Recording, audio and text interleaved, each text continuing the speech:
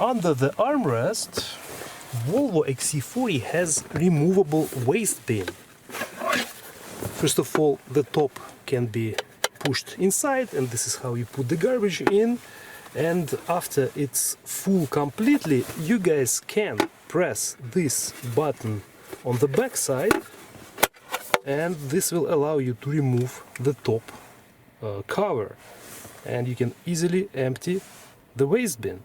Also in the back it has the net where you can put something small. Once you're done cleaning your waste bin, guys, simply reinstall the top cover, it snaps back in, and reinstall the waste bin in place.